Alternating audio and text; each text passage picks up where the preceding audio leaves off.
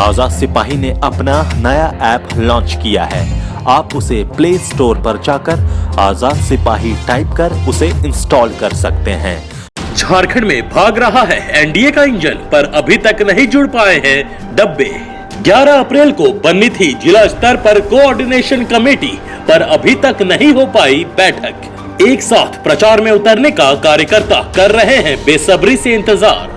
आजाद सिपाही के खबर विशेष में आपका स्वागत है। मैं हूं राहुल सिंह। खबर विशेष में आज हम बात कर रहे हैं एनडीए की चुनावी ट्रेन की। झारखंड में एनडीए का चुनावी ट्रेन है तो चकाचक। इस ट्रेन का इंजन भी सरपट भाग रहा है। कहा जा रहा है कि यह ट्रेन विश्वास की है, लेकिन विश्वास की इस ट्रेन में सहयोगी दलों का डब्बा अब तक नहीं जुड़ पाया है। इसमें ना तो स्टेशन मास्टर का दोष है और ना ही यात्रियों का दोष है। ट्रेन को आगे लेकर चलने वाले टीटी, गार्ड और ड्राइवर सरीखे लोगों का। इन जनाब ने ट्रेन में स्टेशन की जगह गांव से ही यात्रियों को उठाने की कोशिश की। इसका असर यह हुआ कि एनडीए में शामिल दलों को यह रास नहीं आया। उनमें से एक साथी ने तो खुलकर अपने यात्रियों को कह दिया है, जब तक सिग्नल नहीं दिया जाए तब तक उनके समर्थक डब्बे में नहीं बैठे। यही वजह है कि 10 दिन गुजर जाने के बाद भी उसमें एक डब्बा भी नहीं जुड़ सका। 14 लोकसभा का चक्कर इस ट्रेन को सहयोगी दलों के यात्रियों के साथ लगाना है, लेकिन पहले डब्बा तो जुड़े तभी उसमें यात्री बैठेंगे। पेश है आजाद सिपाही के राजनीतिक संपादक ज्ञान रंजन की रिपोर्ट।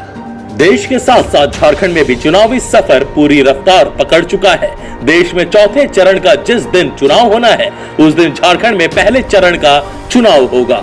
5 अप्रैल को एनडीए के विश्वास की ट्रेन सामने आई। कहा गया कि इस ट्रेन में सबका दिल मिला हुआ है। तय हुआ कि 11 अप्रैल तक राज्य के सभी 24 जिले और 14 लोकसभा क्षेत्रों के लिए विश्वास की ट्रेन दौड़ने लगेगी। सपना दिखाया गया कि ट्रेन प्रखंड और गांव तक रफ्तार में रहेगी और सबको साथ लेकर चलेगी, मगर ऐसा हुआ नहीं। 10 दिन बीत जाने के बाद अब तक यह तय नहीं हो पाया है कि सभी लोकसभा क्षेत्र में इस ट्रेन को लेकर कौन कौन चलेगा। प्रखंड की तो बात ही छोड़ दी जाए, अब तक जिला स्तर पर समन्वय कमेटी तैयार नहीं हुई है। लोकसभा चुनाव में राज्य की सभी 14 सीटों को जीतने के लिए मुख्यमंत्री रघुवर दास की अध्यक्षता में 5 अप्रैल को प्रदेश भाजपा कार्यालय में भाजपा, आजसू, जदयू और लोजपा के नेताओं की बैठक हुई थी। तय हुआ था कि 11 अप्रैल तक सभी जिले में समन्वय समिति का गठन कर लिया जाएगा और 16 अप्रैल तक सभी प्रखंडों में। अब तक जिला स्तर पर समन्वय समिति का गठन नहीं हुआ है, जबकि चतरा, पलामू और लोहरदगा में चौथे चरण में मतदान है। समन्वय समिति का गठन नहीं होने के कारण एनडीए में शामिल सभी दल के कार्यकर्ताओं का संयुक्त कार्यक्रम तैयार नहीं हो रहा है। विलंब होने से एनडीए में झमेला भी शुरू हो गया है। झमेला की शुरुआत हजारीबाग को लेकर हुई। हजारीबाग में अब तक एनडीए की समन्वय समिति का गठन नहीं हुआ है। हजारीबाग भाजपा ने रामगढ़ और हजारीबाग जिले के लोजपा कार्यकर्ताओं को बुला लिया, मगर इसकी जानकारी लोजपा के प्रदेश मुख्यालय को नहीं दी गई। लोजपा को यह बात नागवार गुजरी और इसके बाद प्रदेश लोजपा संगठन ने अपने सभी कार्यकर्ताओं को एक कड़ा पत्र जारी किया। पत्र में साफ कहा गया है कि लोजपा के सभी सदस्यों को कड़ी चेतावनी दी जाती है कि कोई भी सदस्य या कार्यकर्ता या पदाधिकारी पार्टी में अनुशासन भंग करने का काम करेंगे तो उनके ऊपर पार्टी कड़ी कार्रवाई करेगी। पत्र में कहा गया है कि पार्टी का यह निर्णय हुआ था कि 11 अप्रैल को होने वाली एनडीए की सभी घटक दलों की जिला स्तरीय बैठक के बाद ही किसी भी नामांकन में कार्यकर्ता को भाग लेना है। विशेष परिस्थिति में प्रदेश कार्यालय से अनुमति लेने के बाद ही किसी प्रकार के कार्यक्रम में भाग लेना है। इसके बावजूद कुछ पदाधिकारी प्रदेश कार्यालय के दिशा निर्देश की अवहेलना करते हुए निजी स्वार्थ सिद्धि में लगे हुए हैं। यह भी कहा गया है कि ऐसा देखा जा रहा है कि कुछ लोग अपने को पार्टी से ऊपर समझने लगे हैं और पार्टी के नियम और अनुशासन को दरकिनार करते हुए पार्टी की प्रतिष्ठा धूमिल करने का प्रयास कर रहे हैं। इससे पार्टी के अन्य कार्यकर्ताओं में रोष है। कहा गया है कि लोजपा झारखंड प्रदेश ऐसे लोगों को निर्देश देते हुए अंतिम चेतावनी देती है कि पार्टी का अनुशासन एवं गाइडलाइन से बाहर जाकर कोई कार्य न करे, अन्यथा उन्हें बाहर का रास्ता दिखाया जाएगा। लोजपा ने यह पत्र 11 अप्रैल को जारी किया है। मालूम हो कि जयंत सिन्हा ने 10 अप्रैल को नामांकन किया था, जिसमें लोजपा के रामगढ़ और हजारीबाग के कार्यकर्ता शामिल हुए थे। इसी तरह की चर्चा सभी लोकसभा क्षेत्र में सुनने को मिल रही है। वजह साफ है कि अब तक जिला स्तर पर समन्वय समिति का गठन नहीं होने के कारण छोटी पार्टियों को यह शंका हो रही है कि भाजपा के लोग उनके कार्यकर्ताओं को कहीं अपनी ओर न कर ले। लोजपा द्वारा इस तरह का पत्र जारी करने का मजमून यही है। जानकारी के अनुसार अब तक किसी भी जिले में समन्वय समिति का गठन नहीं हुआ है। किसी भी दल ने समन्वय समिति के लिए अपने अपने दलों के कार्यकर्ताओं का नाम नहीं भेजा है। दलों के बीच समन्वय स्थापित करने के लिए भाजपा से प्रदीप वर्मा, आजसू से उमाकांत रजक, लोजपा से प्रभात और जदयू से सालखान मुर्मू को समन्वयक बनाया गया है।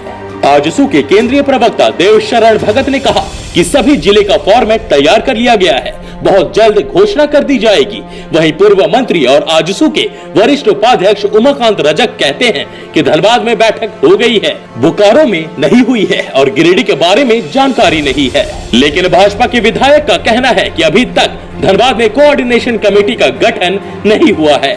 भाजपा के प्रदीप वर्मा कहते हैं कि पलामू और हजारीबाग में समन्वय समिति की बैठक हो गई है, अन्य जगहों पर होनी है और 18 अप्रैल तक हो जाएगी। उन्होंने कहा कि रामनवमी के कारण 2 दिन डेट बढ़ाना पड़ा। प्रखंड के कार्यकर्ताओं को भी बुलाया जा रहा है। इससे इतर जब सभी दलों के जिला स्तर से जानकारी ली गई तो साफ कहा गया कि समन्वय समिति का गठन नहीं हुआ है, तो बैठक कहां से होगी। जाहिर है कि जब तक समन्वय समिति का गठन नहीं होगा, बैठक का कोई मतलब नहीं है। जबकि रांची की बैठक में यह तय हुआ था कि जिला स्तर पर जो भी कार्यक्रम तय होंगे वह जिला समन्वय समिति ही करेगी। 2 दिनों के बाद झारखंड में केंद्रीय नेताओं का दौरा शुरू होने वाला है और अभी तक एनडीए में समन्वय ही नहीं बना है। ऐसे में साफ कहा जा सकता है कि ऊपर से भले ही सबका दिल मिला हुआ दिख रहा है, लेकिन अंदर से अभी तक उत्साह नहीं जग पाया है।